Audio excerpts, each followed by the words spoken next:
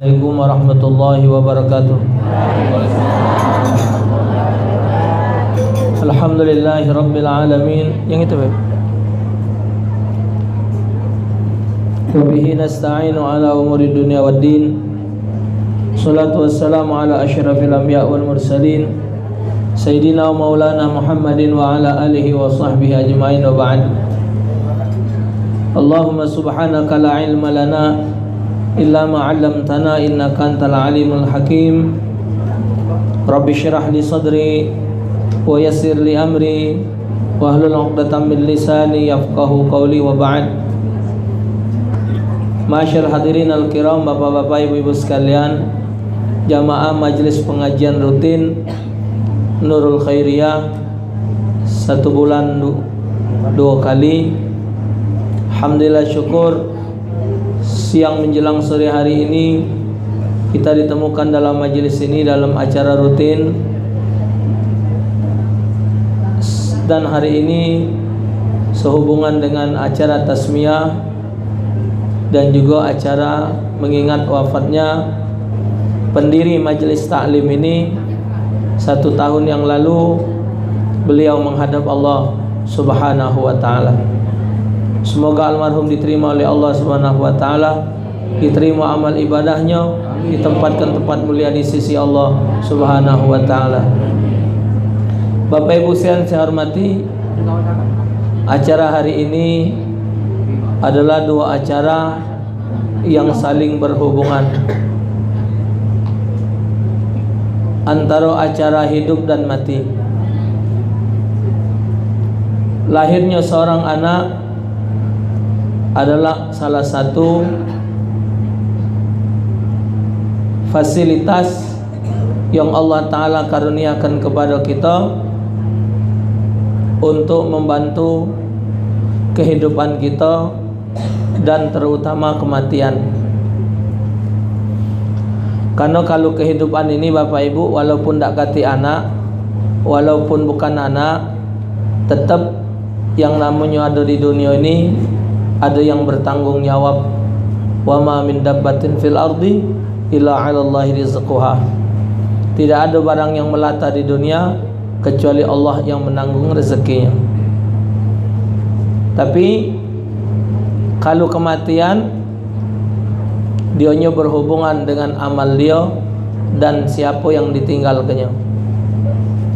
Maka itu anak bukan cuman kepengen punya anak. Banyak orang pengen punya anak, sampai make proses bayi akuarium, bayi tabung, sampai ngabis ke duit miliaran, buat dokter sana, program sini. Dokter Yusuf itu pernah ada wong program beranak, begitu ikut program beranak, sekali beranak 3 tina. Nah, ada juga yang kepengen punya anak, ngungset kiai, minta amalan, minta doa ke punya anak, akhirnya punya anak kembar. Begitu lahir benar, tapi ibu ditunggu-tunggu, tak pacak bergerak, tak pacak merangkak, tak pacak berjalan. Kapan lah agak besar, ternyata cacat dua-duanya. Mana nak mata lagi ya? Barang lama tu.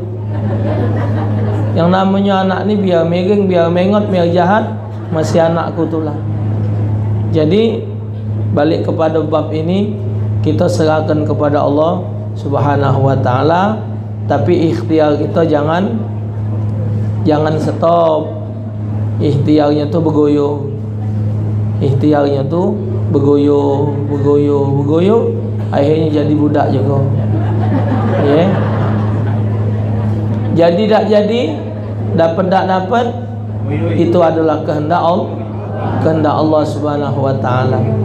Pak Ibu, banyak orang pengen punya anak, tapi sangat banyak orang yang tidak berhasil punya anak. Mereka cuma memandang anaknya berhasil di dunia, sekolah yang tinggi, jadi pejabat hebat, dengan gaji yang besar, rumah yang mewah, mobil yang bagus, jabatan tinggi, tapi ngaji tak, semayang tidak. Orang yang berhasil punya anak adalah mereka yang berhasil menyelamatkan anaknya dari azab api neraka. Ada orang punya anak banyak sampai 12, 13, 14. Alhamdulillah 14 ekor anaknya pacak ngaji kalau. Ada yang punya anak 17 nya jadi orang hebat kalau. Bininya sikok, anaknya banyak, berhasil. Pemerintah nyuruh rakyatnya beranak 2. Cukup anak 2 saja. Nanti bagaimana pendidikannya? Banyak punya anak 2 tapi tak ada benar juga hasilnya. Tambah lagi para pejabat, mestinya punya anak banyak-banyak. Pak Habibie itu Bapak Ibu, orangnya cerdas, paling cerdas di Indonesia. Nomor pertama Pak Habibie, yang kedua Pak Prabowo. Nomor 2 tu Pak Prabowo. Itu orang cerdas di Indonesia, nomor 2 setelah Pak Habibie. Kendaknya orang pintar-pintar tu anaknya tu banyak-banyak lah, supaya yang lahir ni orang pintar kalau. Ini anak pacar huta banyak.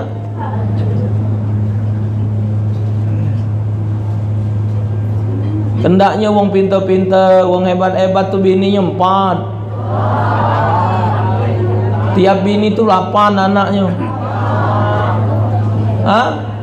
Jadi yang lahir itu orang pintar kalau. Ini preman bininya 4, yang lahir raja inek kalau. Tukang jualan inek, tukang narkoba, minum-minuman keras. Punya anak, pemerintah nyuruh punya anak 2. Rakyat dibatasi beranak. Ini Cina masuk ke Indonesia, ratusan ribu, sisip jutaan. Tanah kosong dia yang nodoknya. Kita rakyat pribumi lahir di Indonesia, nenek puyang kita orang Indonesia, punya anak 2. Itulah hebatnya orang Indonesia ni. Pecah dia yang ngatur hidup rakyat ini. Padahal rezeki Indonesia bukan main banyaknya. Sini, ini anggota MPR. Iya, tingkat RT.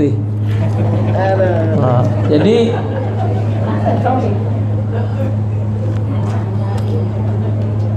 tak perlu nak DPR ni, anda duduk kocok sini tak? Jadi Bapak Ibu, anak satu nikmat dari Allah Subhanahu wa taala. Dan dalam mendidik anak, kita diwajibkan oleh agama mendidik anak. Didik anak ni yang paling lemah, lagi kecil. Maka itu digandengkan namanya hakul walad 'alal walid ayuhsina asmahu wa adabahu. Kewajiban wong tua terhadap anaknya ngenjuk nama yang baik dan mendidik adabnya yang baik. Zaman ini bapak, biarpun anak kita sudah tua, walaupun anak kita sudah dewasa bapak, siang malam Bapak Ibu jangan pernah putus berdoa. Zaman ini yang rusak bukan cuma budak muda, tua bangko lagi rusak. Anak pak punya kesimpulan, kalau belum mati belum legen hidup ini, zaman ini. Kalau lah mati nah baru urusan dengan dunia habis dia. Tapi selagi masih hidup, berapa banyak Bapak Ibu yang sudah berumah tangga, yang sudah berumah depok, lah punya anak, lah punya cucu, masih banyak yang rusak. Bapak jengok yang kena tangkap di TV, yang nginek-nginek di kampung itu, yang sudah punya anak, punya cucu. Orang yang harusnya sudah berpikir cerdas, tapi mereka masih rusak oleh lingkungan. Maka itu kita orang tua perannya harus benar. Ngenjuk nama anak harus sesuai dengan nama-nama Islami, nama yang bermanfaat, nama yang ada maknanya. Asmaul aulad du'aun. Nama anak itu adalah doa. Semakin banyak huruf di nama itu, semakin berat beban budak itu ngawak sifat.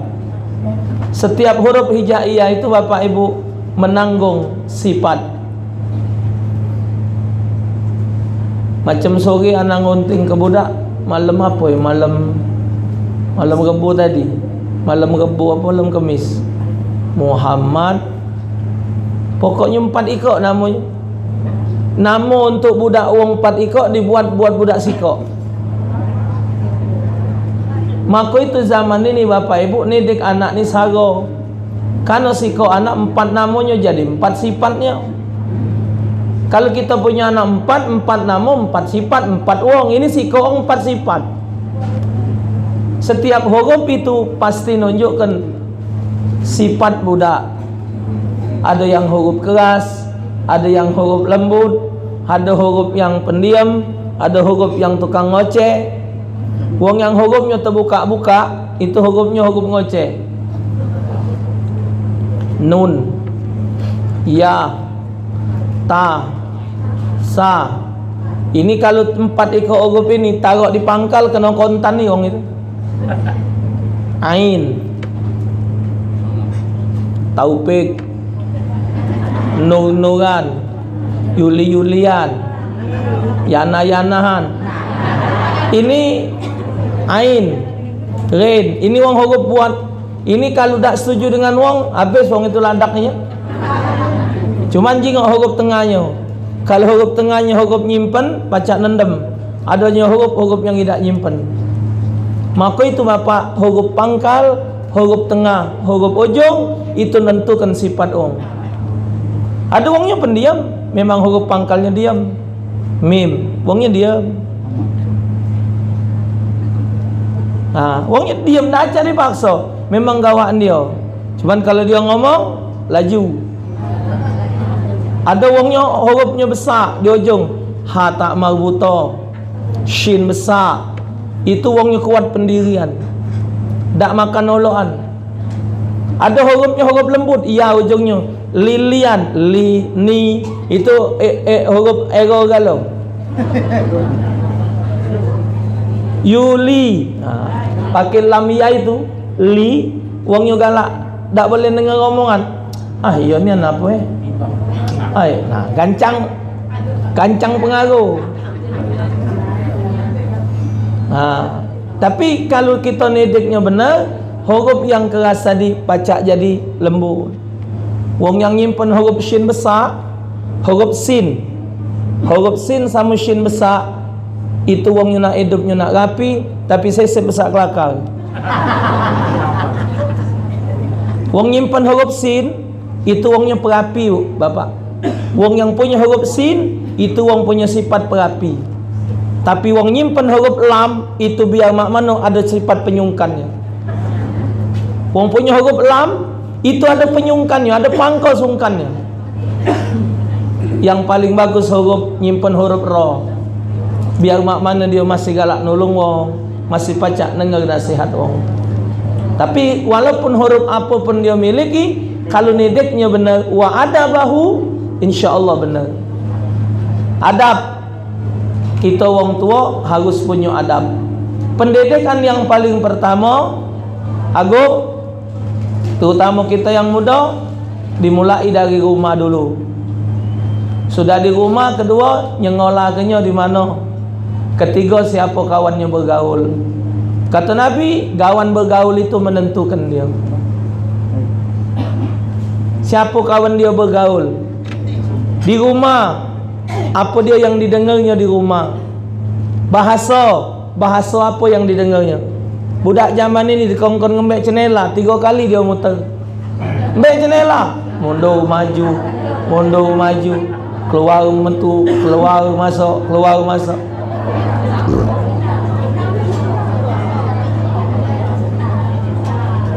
Tinggian table ini.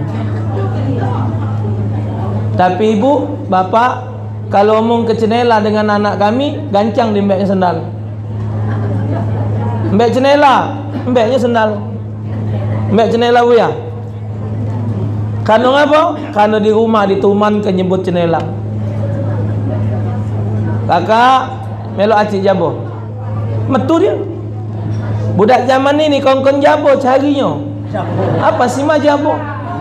Sangkonya pempek jabo tu. Kenapa? Karena di rumah tidak dituman ke dengan bahasa itu. Kalau budak tidak tuman tak tahu. Oh ibu ya diseliknya tadi. Hai. Nyelik dia, seliknya ni kan. Tanya budak baru ni tak tahu selik. Tapi tanya anak kami tahu dia selik. Coba selik dia, seliknya katik boyanya. Kenapa? Karena di rumah ditumankan dengan bahasa itu.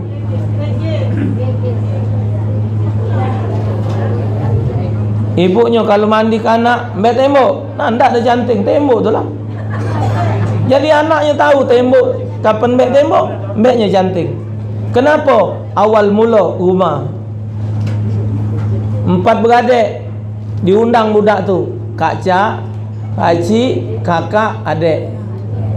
Ditumankan, elok acak, melok acik, melok kakak, adik. Ditumankan. Tapi kalau tidak ditumankan, budak ngundang nama. Kenapa? Yang salah nyala ke siapa? Nak nyala ke budak apa nyala ke siapa? Nyala ke kita tua.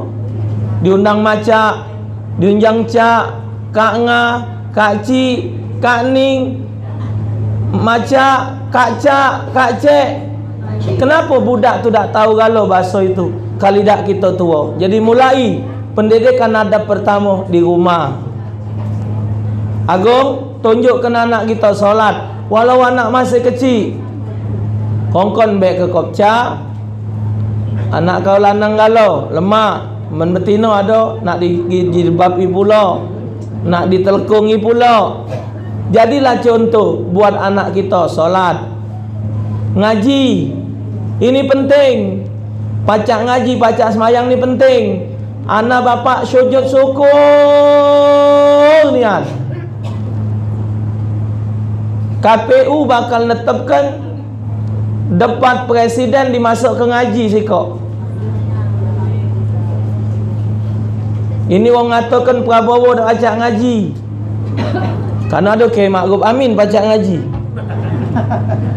Ini lagi kami bapak. Jadi apa tidak tes ngaji ni? Memang mestinya yang nak jadi presiden, jadi anggota DPR, kongkon ngaji. Belepet an galau macam Arab ni. Awak orang Islam tak salah-salah yang pakai pakaian ini. Kalau memang jadi nian, alhamdulillah. Pengen nian bapak, siapa calon legislatif, calon wali kota, calon gubernur, calon DPR, tes pertama ngaji. Kau rasep lah kau. Ya karena dia bakal memimpin wong pacak ngaji. Yang dipimpinnya wong solat. Yang cenes bukan punya Islam, tak usah dites ngaji. Teslah maco kitab dia. Nah, kau berasap kalau apalah dengar ngaji pecah takut. Wong Islam wajib pacak ngaji. Salah satu dosa yang digawaknya mati, dosa tak pacak ngaji. Zaman dulu bapak tak hancur-hancur rotan ngepuk ya anak supaya ngaji. Tersongkor-songkor anak kena sepak, kena terajang, mesti pacak ngaji. Zaman ini tak begitu diperhati ke? Bulan pangkal bulan tadi bu, anakku sambil main yang nomor 2, umurnya baru 7 tahun. Buya, Acik, sudah Quran Buya? Ni anak apa? Sudah Quran Acik? Sudah juz 1. Nah, dengar itu bapak. Macam ni mau gunung apa? Ya Allah, anakku lah baca ngaji. Anakku 7 tahun lah Quran. Wong tua saya bapak umur 9 tahun khatam Quran. Diarak oleh yai, ayat tu anak wong sikok. Umur 9 tahun, 11 sele itu terpenuh ngarak ayat sikok. Segala gurunya, kiai-kiai kumpul. Zaman itu bapak, anak pacak ngaji ke bangga bukan main. Macam boleh emas gunung sebesar gunung. Ini kapan pergi maca Yasin, mulai itu banyak nunduk. Allah. Allah. Yalah orang galak pergi tahlilan, Yasinan. Gila maca Yasin nunduk kalau cak hafalnya. Allah.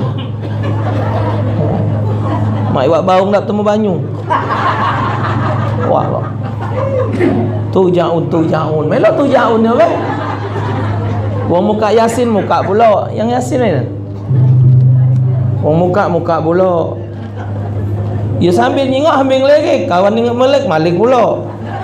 Yang ini malik 2 kali, yang ini malik 3 kali. Bingung dia balikkan mana. Nah, Tidak malu apa? Wong Kristen, wong Hindu, wong Buddha tak baca ngaji wajar. Bukan bacaan dia Quran. Wong Islam tidak baca ngaji berdosa. Jangan senyum-senyum. Nyanyi pintar, suara bagus, ngaji tak baca, bakal kena tangan nih, mati. Mana semayang nak benar? Nulis bahasa Indonesia Allazina. Allazinya tu alif lam tasydid zal ya nun. Allazina. Kalau Latin ALLA DZINA. DZ itu kan zal. ALLA DZINA. Alat zina. Bukan allazina.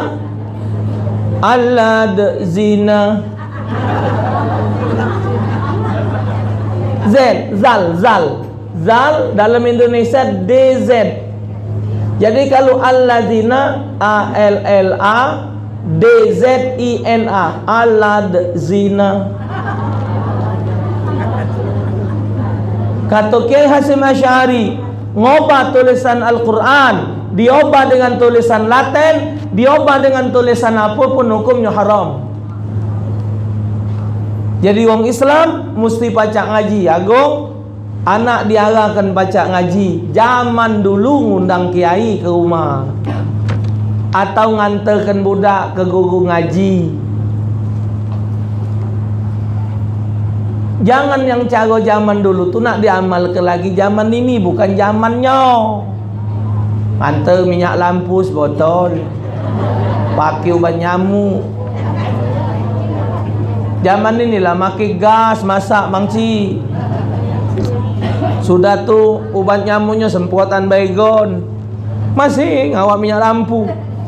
Kakek yang ngaji tu marah, tununya rumah. Nah, bahasa Inggris berapa bayaran sebulan? Ratusan ribu. Nah, you teacher, berapa sebulan? 200.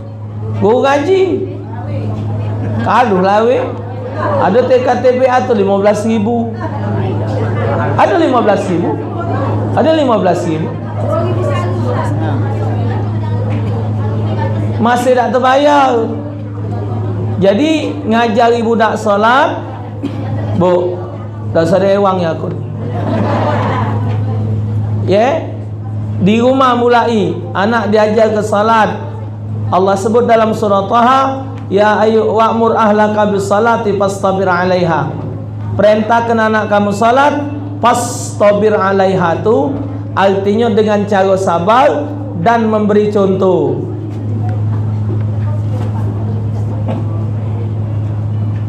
Maka itu guru ngaji harus diprioritaskan, harus diperhatikan. Jangan sampai anak kita tidak baca ngaji. Kedua, cara didik budak masukkan ke sekolah. Ada juga yang tidak di sekolah ke budak, tapi gurunya datang ke rumah. Apa ni namanya? Bukan Hafiz. Guru ke rumah tu? Ya, peripat. Peripat tu belajar yang mana sempat. Datang ke rumah, pelajaran ini. Sekolah ibu pelokilah cara wong lama dulu. Sekolah kan anak SD-nya cari madrasah.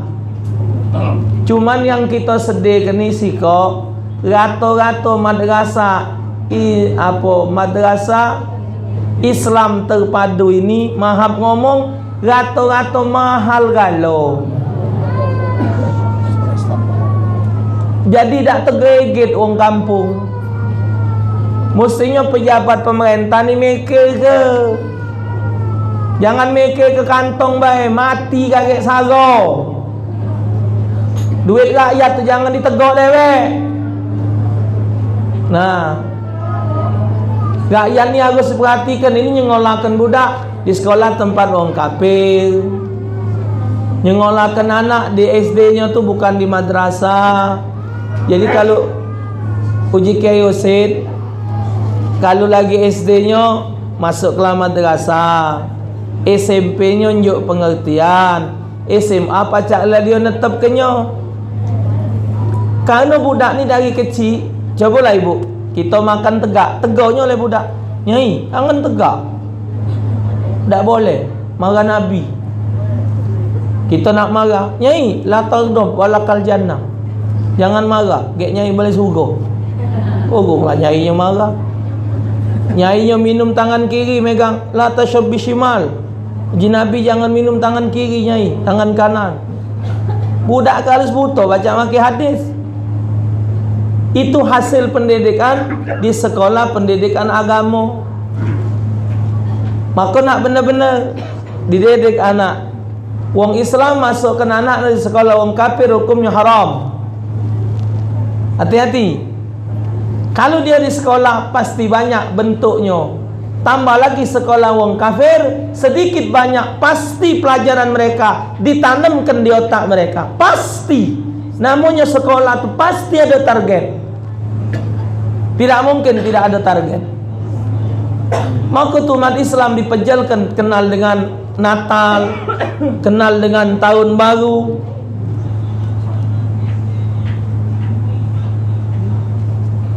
Tahun ini alhamdulillah Bapak, Tahun Baru tahun ini agak sepi. Sepi nian.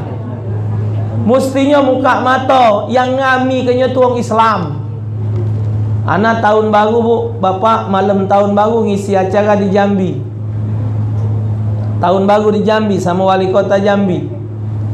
Wali kota Palembang tak ngajak aku. Wali kota Jambi ngajak. Ada bunyi percon tapi tak rami, kata Pak Wali Kota. Tahun buri tadi saat berdentam dentung. Tahun ada juga rami. Ternyata Bapak mendipahami, kami bikin acara tu di wilayah sekitar orang-orang Chinese. Ternyata yang hidupkan percon itu cuma mereka-mereka orang Chinese. Silakan malam kau ni ah. Lajulah. Tak kata nak ngelarang Bapak. Wong Islam tidak ngelarang anda nak berbuat urusan agama anda, silakan. Yang diceramakan oleh ustaz, oleh kiai ini nak nyelamatkan wong Islam, jangan buyan. Kalau wong dia mana kena nak makin bom, lajulah. Lajulah. Wong dia kan urusan dia nak percon, nak bedok, lajulah. Nah, nyingok sepi. Oh, ternyata yang ngami kenya umat Islam buyan. Pakai otak. Ini malam Natal pakai nyanyi pula. Malam Kudus ada masih video ku simpen. Wong Islam nyanyi malam Kudus. Nah, ada pula kiai ngomong, pertama ngomong haram mengucapkan Natal. Inilah ngobah pula boleh. Tidak dipikir apa umur lah tua. Lupa apa dengan ayat wal yahmilunna asqalahum wa asqalam ma asqalihim. Seseorang akan memikul dosanya dan dosa orang berdosa karena dia. Berapa banyak orang ucapkan Natal, berapa banyak dia nanggung dosanya. Nah, hasil pergaulan yang jadi pejabat, ibu bapak kalau hadir malam Tahun Baru Masjid Agung 1 Muharram, yang ceramah itu ngomong, anak bu dipinta malam Tahun Baru Islam di Masjid Agung, malamnya nak ceramah, paginya sengaja keliling Palembang, kuawas Sigalot, kantor-kantor besar Palembang, sebiji dah ngatik pejabat mengucapkan selamat Tahun Baru Islam. Sebiji dah ngatik. Bapak jingok ucapan Tahun Baru orang kafir. Di mana imannya? Tak boleh ngomong macam ini. Topik keras gino. Biarlah keras pak, akulah penyakitan, matilah ini. Nak benci kamu benci dengan aku, lah lama pak. Wong benci dengan aku ni lah lama, tinggal nerus kenyo we. Salah topik ngomong. Nah itu yang setuju dengan aku, kalau yang tidak setuju dah jawab.